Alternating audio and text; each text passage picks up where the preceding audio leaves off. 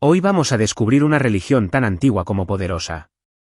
Una fe que no solo creía en el bien y el mal, sino que los separó por primera vez, con nitidez, como dos fuerzas opuestas que rigen el destino del universo. Una doctrina que hablaba de cielo e infierno, de un juicio final, de la resurrección de los muertos, de una batalla cósmica entre la luz y la oscuridad, mucho antes de que esas ideas aparecieran en Occidente. En sus textos encontramos ya un espíritu puro que guía, un adversario maligno que engaña, y un camino que lleva, según nuestras decisiones, a una eternidad de recompensa o de castigo. Se hablaba de mensajeros celestes, de rituales de purificación con agua y fuego, de una alma inmortal que debe elegir en cada acto su destino final. Incluso se anunciaba la llegada de un Salvador, un ser redentor que vendría al mundo a poner fin a la oscuridad. Y sin embargo, esta religión no es la que imaginas. No nace en Jerusalén. No tiene cruz ni catedral. Ni aparece en los evangelios. Y, sin embargo, ha influido profundamente en todo lo que creemos sobre lo divino, lo justo y lo eterno. Esta es la historia olvidada de una fe que dio forma a muchas otras. Una llama antigua que aún sigue encendida. Y que hoy, por fin, vamos a volver a mirar de frente. Hoy os presentaré el zoroastrismo.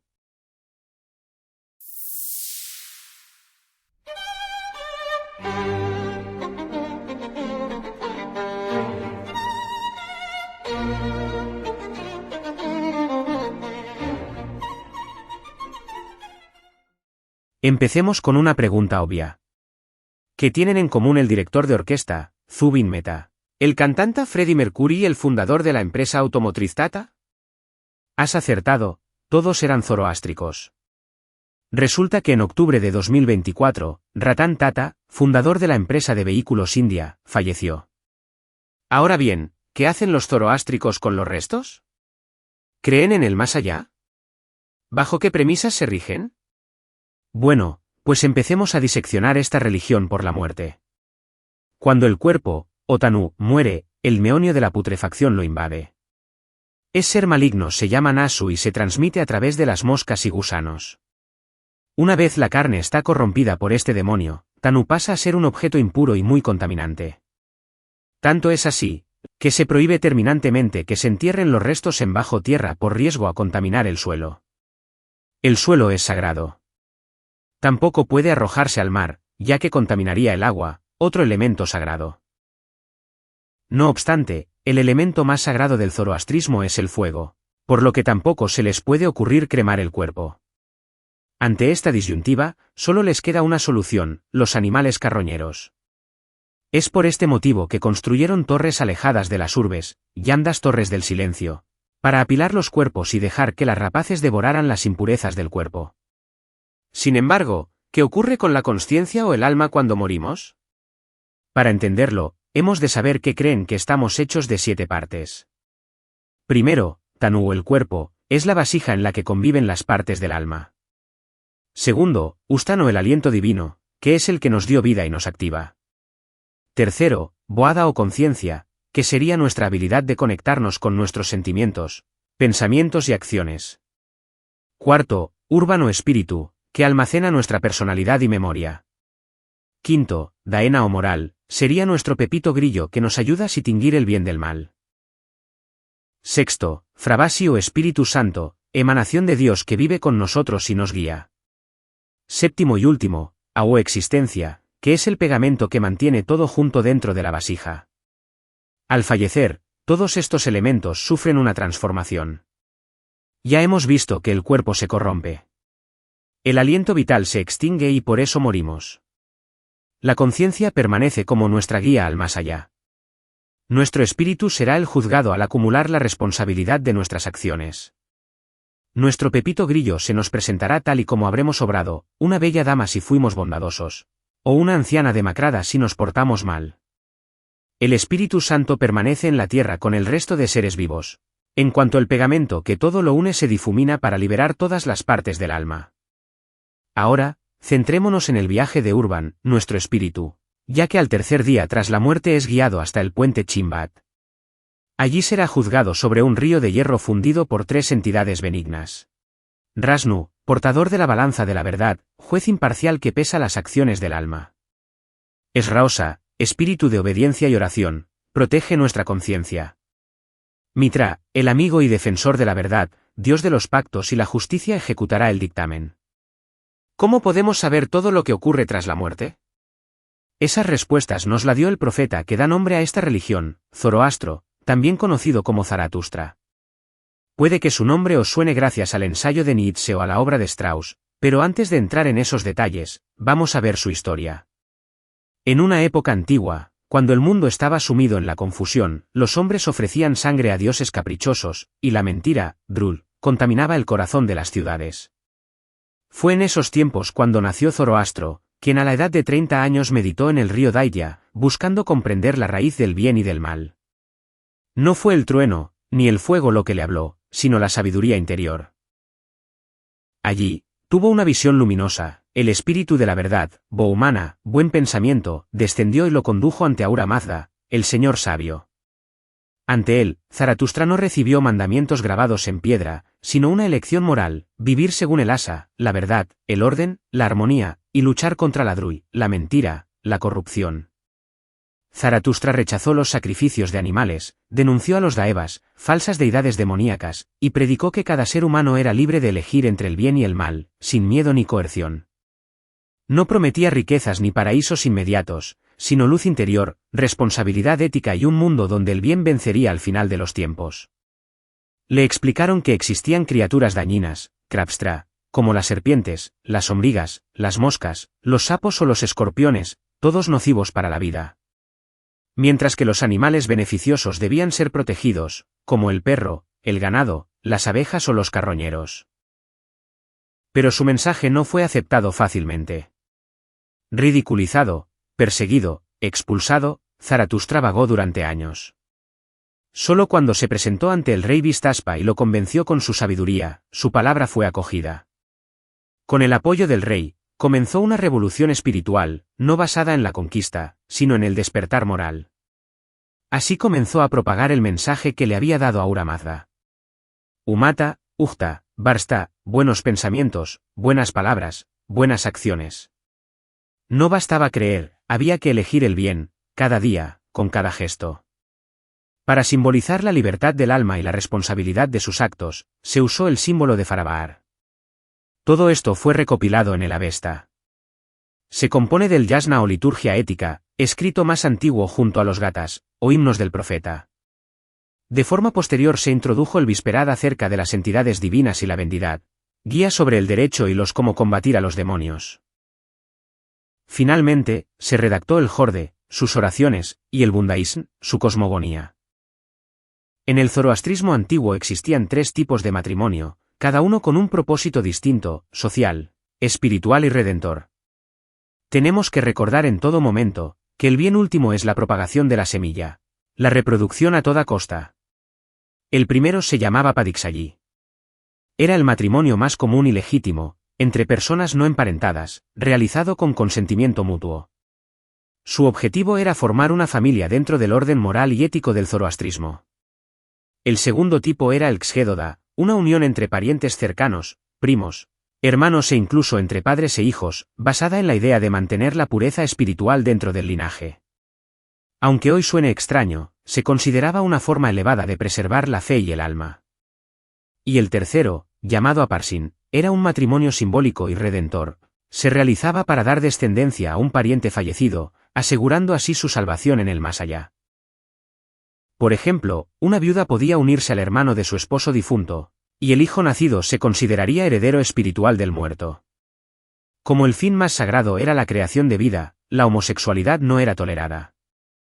La homosexualidad masculina, en particular, aparece condenada en el Vendidad, uno de los textos legales de la Avesta. No se permite por carecer de potencial reproductivo, lo que se veía como una pérdida de energía vital destinada a fortalecer la creación. El mismo caso lo podemos encontrar con la masturbación masculina.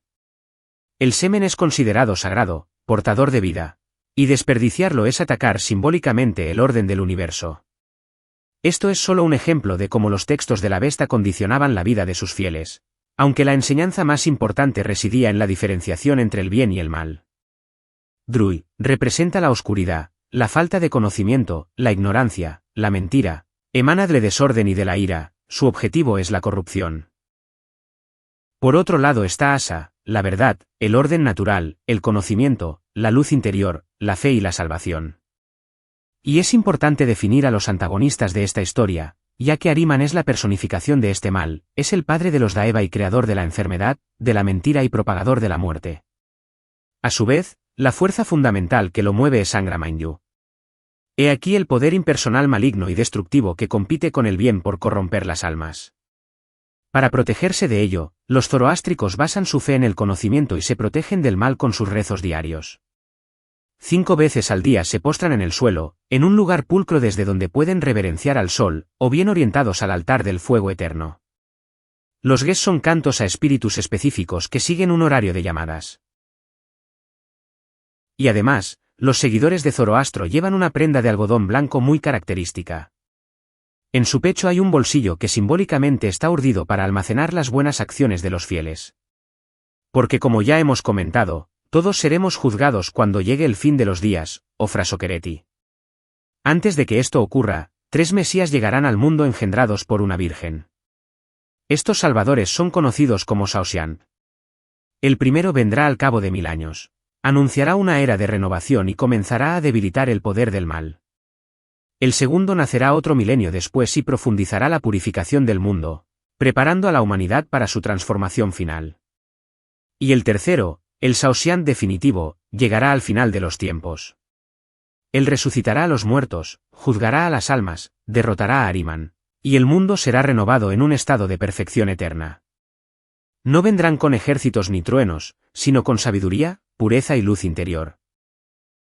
Su misión será cumplir la promesa del bien, que la verdad venza para siempre y el tiempo deje de estar contaminado por la mentira. Creo que con todo esto nos hacemos ya una idea del credo. Ahora veamos cómo se encuentra en la actualidad y cuál es su historia hasta nuestros días. Si te está gustando, ya sabes qué hacer. Vamos a hablar de los 8 periodos más importantes de Persia y del zoroastrismo. Comenzaremos en el presente para ir poco a poco conociendo los orígenes. Actualmente, Persia es una república islámica teocrática, donde viven unos 20.000 zoroastristas que pueden profesar su fe, no sin encontrarse con ciertos obstáculos. No pueden acceder a ningún cargo público ni a la universidad, tienen problemas en el registro civil al heredar propiedades, sufren cierta discriminación social y básicamente tienen 3 templos activos en Yazd, Kermán y Teherán. Para hablar con mayor propiedad de la población practicante, tendríamos que irnos a la India. La mayor población zoroástrica vive hoy allí y son conocidos como Parsis. El resto está desperdigado entre Estados Unidos, Canadá y Alemania. Difícilmente os recibirán en alguno de sus templos, ya que es una religión hermética, aunque si sois curiosos, el mejor sitio para conocer un templo del fuego es en Bakú, Azerbaiyán. Ahora demos un paso atrás, para vislumbrar su situación antes de la Revolución Islámica. Durante la dinastía Pahlaví del Shah de Persia, la situación de esta minoría era más cómoda, ya que vivió su época más respetada en la historia moderna. Fue reconocida como herencia espiritual de Irán, y símbolos como el Farabar se integraron al orgullo nacional. Las comunidades zoroástricas disfrutaron de libertad de culto, educación y representación política. Se promovió el estudio de figuras como Zaratustra, Ciro el Grande y Darío, elevándolos como modelos de civilización persa y se restauraron monumentos históricos como Persépolis. Demos un salto atrás para comprender el hundimiento de esta milenaria religión, la cual discurrió durante el califato ortodoxo, conocido también como Rasidun. Es justo durante este periodo cuando la mayoría de Parsis huyó hacia la India, ya que en el siglo VII la expansión del Islam llegó a Persia. Sus templos fueron cerrados o convertidos, y los fieles debían pagar impuestos especiales para conservar su fe.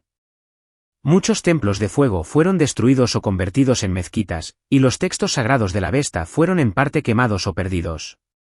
El zoroastrismo fue tolerado como religión de segunda clase, dhimmi, pero sus rituales fueron restringidos y sus sacerdotes marginados. Nos toca ver el Imperio Sasánida, el cual convirtió al zoroastrismo en religión oficial del Estado y lo usó como base del poder político. Los reyes gobernaban por la gracia de Ahura Mazda, y los sacerdotes zoroástricos controlaban la ley, la educación y la moral pública. Durante este periodo se canonizó el Avesta y se construyeron templos de fuego en todo el imperio. El arte sasánida, profundamente influido por el zoroastrismo, exaltaba el fuego sagrado y los símbolos cósmicos como reflejo del orden divino sobre la tierra. Aunque hubo avances culturales, también se persiguió a otras religiones y se impuso una ortodoxia rígida. Esa alianza entre trono y altar acabó debilitando al imperio, dejando vía libre para la llegada del Islam. El imperio sasánida se construyó sobre fundamentos partos. La tribu de los partos, conocida como los Parni, era un grupo nómada iranio originario de la región de Asia Central, probablemente del este del mar Caspio. Bajo el liderazgo de Arsaces I, conquistaron Partia en el siglo III a.C. y dieron origen al imperio parto. Aunque no impusieron una religión oficial, los partos toleraron y practicaron el zoroastrismo, especialmente en su forma popular y no reformada. Favorecieron los cultos locales, y muchos nobles partos mantuvieron templos de fuego y rituales avésticos, aunque sin la rigidez posterior de los sasánidas. Y es aquí donde proliferó la diversidad doctrinal en la que podíamos encontrar ramificaciones heréticas como los zurbanitas, seguidores del padre de Ahura Mazda como dios del tiempo, o la máxima veneración a dioses paralelos como Anaita, diosa zoroástrica de las aguas, la fertilidad y la pureza, o Mitra, dios solar de la luz, los pactos y la justicia. Con los partos comenzó un renacimiento persa que rescató tradiciones aqueménidas, fusionándolas con influencias helenísticas para reafirmar una identidad iraní independiente. Nos encontramos en la época helenística, ya que Alejandro Magno conquistó Egipto, Oriente Próximo y Persia, llegando incluso a la India. Tras la muerte de Alejandro Magno, su general Seleuco fundó un imperio que unió Persia con la cultura griega, el Imperio Seleucida. Aunque no suprimieron el zoroastrismo, lo relegaron a un segundo plano frente al pensamiento helenístico y sus dioses. Ahura Mazda fue identificado con Zeus, Anaita con Afrodita y Mitra con Helios, en una fusión de símbolos y creencias. El comercio se extiende entre Europa y Asia. El sistema fiduciario se basa en el uso de monedas estandarizadas y la lengua franca pasa a ser la koiné griega. Los altares de fuego siguieron activos, pero el culto se volvió más discreto, sostenido por las comunidades locales. Este periodo fue un puente entre la influencia griega y el renacimiento religioso que iniciaría el imperio parto. Veamos ahora a los aqueménidas.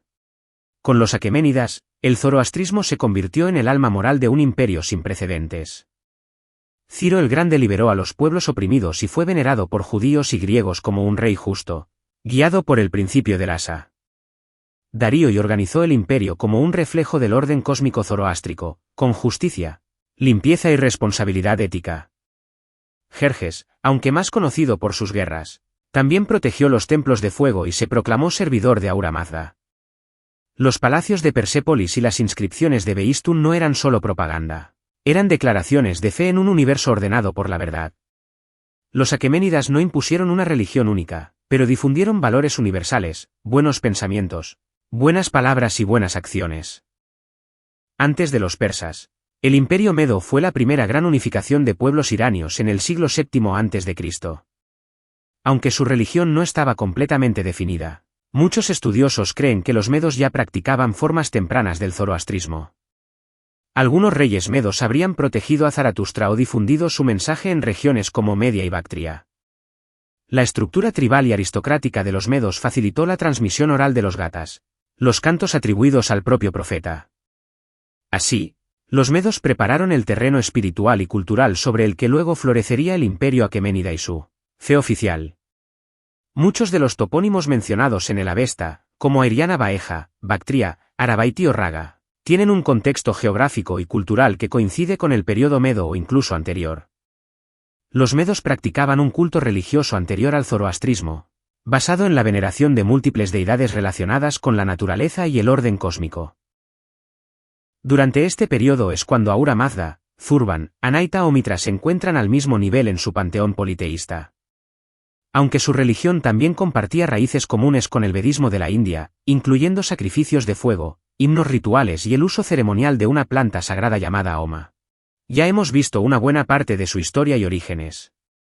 Hemos oído algunos de los sermones de Zoroastro y los credos que han guiado a los zoroástricos. Ahora te toca a ti, ¿conocías esta religión? ¿Te parecen familiares sus ritos, credos o dogmas? Puede ser chocante ver la similitud con religiones como el cristianismo, el islam o el judaísmo. Y es que el zoroastrismo fue considerado por los propios musulmanes por una de las religiones del libro. Te leo en comentarios y dejo bibliografía para los más curiosos. Además, deseo destacar los trabajos de Mary Boyce, gran estudiosa del zoroastrismo. Espero que te haya gustado el vídeo y que hayas aprendido algo sobre una de las religiones fundamentales de la humanidad, originaria de muchos de los cultos de Occidente. Te dejo en comentarios la bibliografía de este vídeo y te aconsejo algún que otro libro.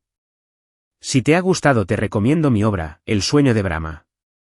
Novela histórica ubicada en el siglo III a.C. entre la India y Persia. Muchas gracias y hasta el próximo vídeo.